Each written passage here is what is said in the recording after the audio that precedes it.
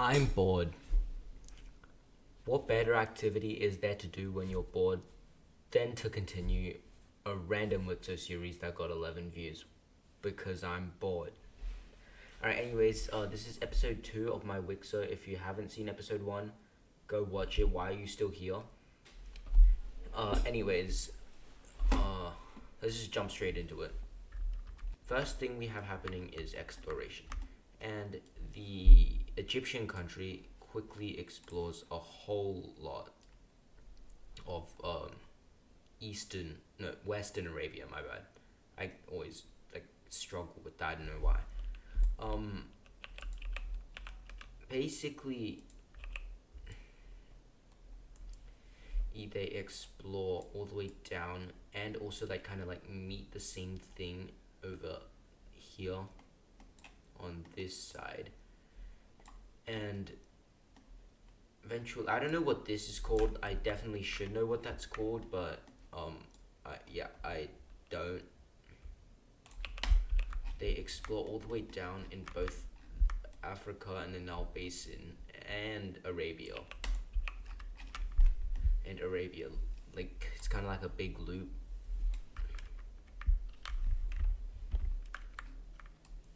And they also explore even more. These guys love to explore. And the red team's like, hey, we don't want you to explore that much because we want to explore. So the red team, they're going to go ahead and first they're going to explore a bunch of this Caspian area, but then they realize it's boring. They want to go down into Mesopotamia. And so they do. They explore northern Arabia, and then they go down this one side and wheel, leaving just this unexplored. The pink Egyptian country goes down and explores all of this while the red team comes down and explores all of this, and eventually all of Arabia is explored by the red and pink teams. Speaking of the pink team, these guys are gonna expand quite a lot, and they kind of have an eastern coast over here on Arabia and a western thingy down here in Egypt. Wait, is that still Egypt? I think that's Sudan, modern day. And eventually they reach all the way down over here in their Arabian one.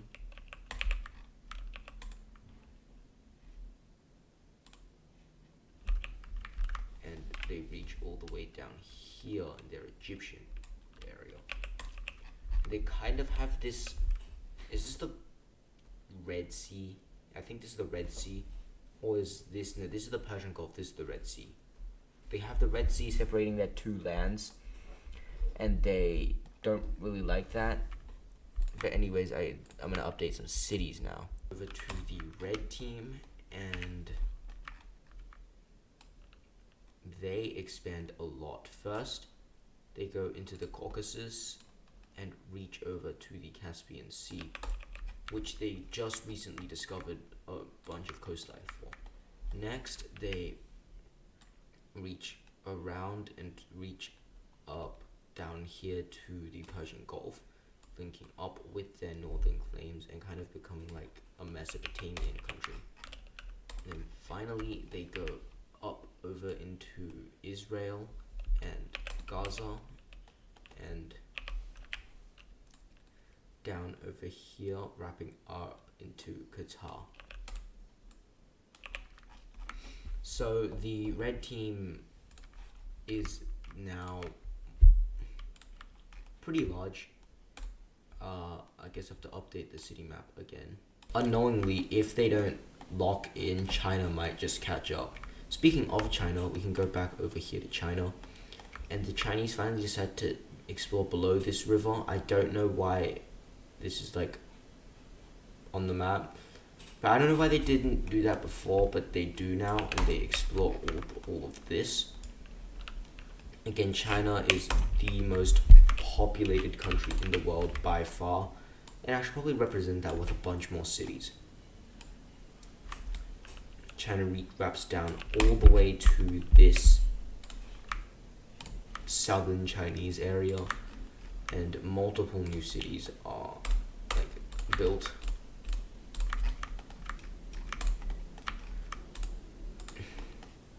But China doesn't do a very good job at assimilating their new land, specifically this city down here. See, this city doesn't like being part of China, so kind of like what happens in real life, well, what happened in real life, they break away. But this isn't just gonna be a peaceful breakaway. No, the Chinese are gonna retaliate and capture the city. But this leaves the separatist forces kind of stuck here.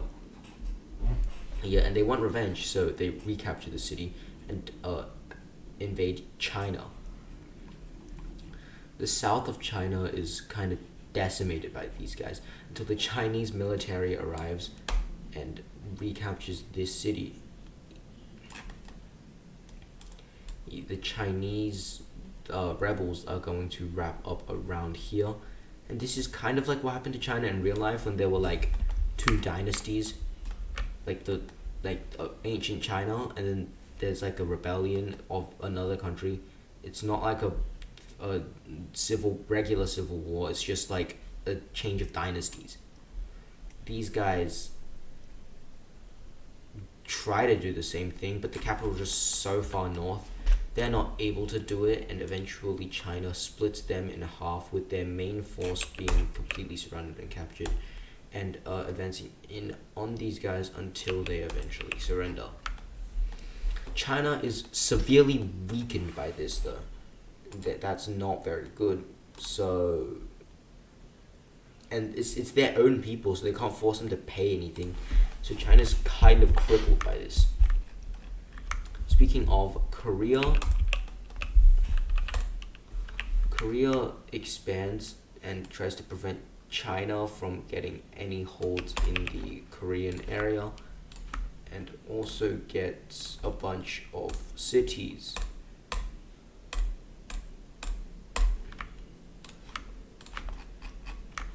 Hopping back over here to the purple team, these guys are kind of becoming like a mini Roman Empire, but they will never be the Roman Empire because the red team exists, and the red team will never let them be the Roman Empire. They explore Sicily, but they don't actually annex it. They just explore it. And same thing with this is Sardinia, this is Corsica. Yeah, they explore Sardinia and North and East Corsica. Eventually the yellow team also begins to explore, but this time, again, as I said, the yellow team is the most expansionist country in the world, and they explore over here to the Caspian, up over here into the Baltics, and the yellow team is still the same size, but they have a lot more people. In fact, I'd say the yellow team has now officially surpassed the red team in population, and if the yellow team doesn't expand, they will explode. So the yellow team wraps all the way over here to the Caspian Sea, now sharing a border with the red team. They also come down over here into the Balkan area, sharing another border with the red team. Well, extending, making a border with the purple team. They go up, exploring more of this Polish area until eventually they decide to go up. They capture, and they decide to go up, yeah. And this looks very unnatural on the map. They explore and capture this. They explore this. I think this is like I don't know what this is called, but it's where like St. Petergrad is. And they also explore all the way up here, and they explore some Russian lands until they realize it's kind of like not worth going in here. There's literally nothing to do. to do, and they consolidate their holds and make one final expansion, which officially makes them the largest country in the world. But they aren't like stupid with this. They know that if they don't play this smart, they will literally explode. So they focus on just like building large cities, not like small. Instead of doing what a lot of other countries have, like the Egyptians or the Red Team, or even the Chinese to some extent, which is building just a bunch of small cities. They focus on building few large cities, especially this one. And I'm going to introduce a concept here called golden cities. These are the most populated cities, the most important cities. Yeah. Each of these is like equivalent to a capital city, but just it's not the official capital. And this one is one of them. They have a few large cities. These are all smaller cities. Like these ones, the new ones that just added are large cities. The purple team constructs multiple cities along their Adriatic coastline to kind of like combat this growing threat to them, and they decide to lock in with their exploration, eventually exploring down over here, capturing Sardinia and fully exploring Corsica and capturing it.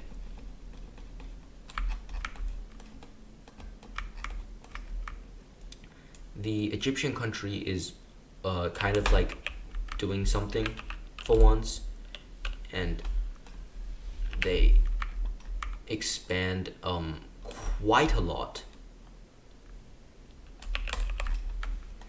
But then they explore North Africa, and this is where something bad happens, because a bunch of people from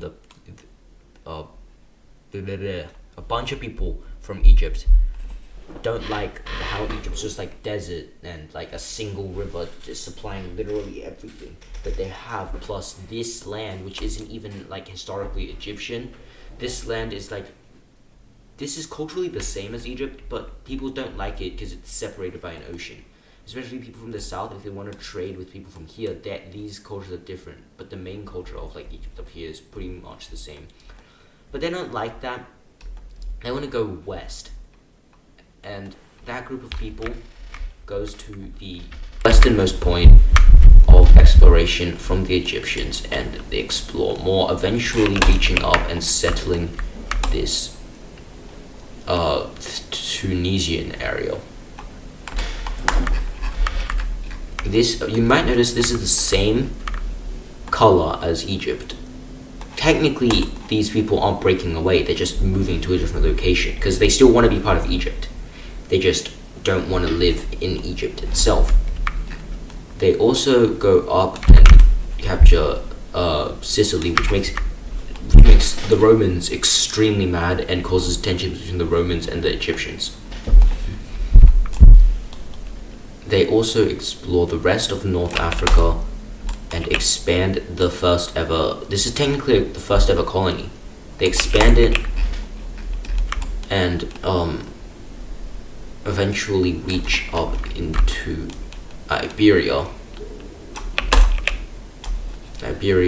discovering these islands and eventually meeting up with the purple team settlers. And it becomes a race between Egypt and the purple team on who can get the most land the quickest. Egypt hops over here with their colony, and eventually all of Iberia is just discovered. The purple team knows that they have to play this smart, because if they don't, again, they will implode. The purple team doesn't have that many people. Like the yellow team, they can be this big because they are very populated. In fact, I'd go to say the yellow team is now the most populated in the world, more populated than China. But the purple team doesn't even have close to a third of what the yellow team has. And sure, they might not have as much land as the yellow team, but they're getting to it. the Egyptians go like over here, like all of this, and the purple team captures like all of this. And eventually the Egyptians kind of have like a southern area all to themselves, while a much larger northern portion goes over to the Romans. But again, as I mentioned, Egypt is very diverse already. Like this land down here is very different from this over here, because like, yeah, they can go across the Red Sea, but Egypt's navy isn't that strong.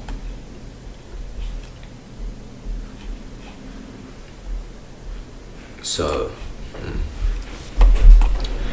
let's add some cities. Now this episode is going to be shorter than last one because I don't have a lot of time to do like anything here. But the last event, well, the second last event is going to be the French exploration. Well, I don't keep saying the Roman exploration of France. And this will lead to some things happening in the future.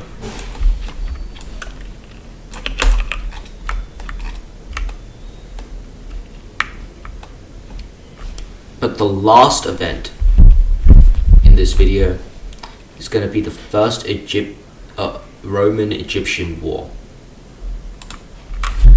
Basically, the Romans, since technology is really bad, a Roman ship from Sardinia, Corsica I mean, was sailing back to Rome, but it accidentally went like astray and landed here.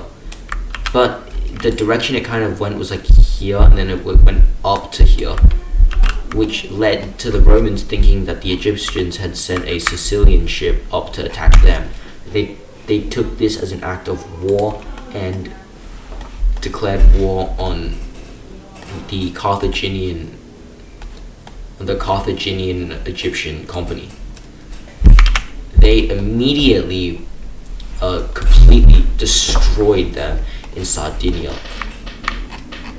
but these guys are basically their own nation, so these guys could kind of spawn much quicker, because like the central government of the Romans over here, but like one of their only real border is over here, and you win that, you win the war. So the Egyptians quickly reach up and they threaten this city before the Romans finally come to their senses and push them back. However, this does make them lose a lot of ground. They need to keep this city, but to keep that city, they traded off a huge amount of land down here, and they're also advancing up and threatening this golden city over here. They pull out of the Sicilian area to try and go over here, which leads to the recapturing of Sicily, but no advances can be made between the Egyptian and Romans in the Italian peninsula, and that the Romans pushed them back from both their golden cities, but the Egyptians kind of have like an encirclement tactic, which is completely new at this point, and they encircle troops, capturing them, and they encircle like 10,000 men over here, completely capture them. Egypt is completely